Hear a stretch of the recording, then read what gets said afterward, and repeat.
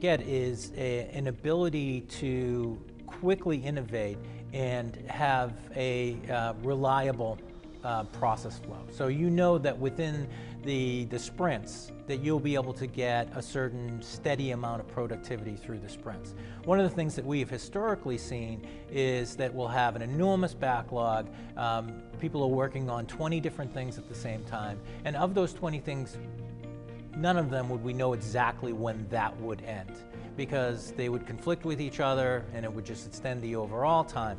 When in the DevOps and the squads and the sprints, we're able to go in and say, okay, we're not going to look at all 20 things. We're going to take a look at 4 things, right? And then we're going to drive those through, and we're going to have a high level of confidence that that's going to be done within 2 weeks. So now you're able to get those things and prioritize more effectively, get more releases out there, so features and functionalities are getting out there quicker.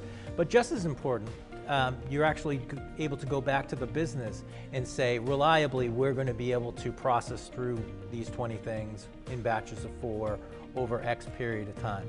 And it allows us to work with them to prioritize the individual things. Like if you want, do you want this before that? And then give it to them on a regular cycle.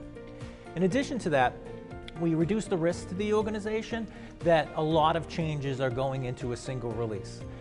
So, if you're going out there and you're making 35 changes and you go out to production and there is an issue, then you don't know how those 35 changes are interacting with each other. So troubleshooting is much more difficult, and the potential impact to the operation is much more difficult. So now we go in with a smaller set of things. We use a blue-green methodology for deployment, and we're able to quickly get it out into production, lower risk, flip it back in and out if we need to, but to be able to do it on a regular 2-week cycle.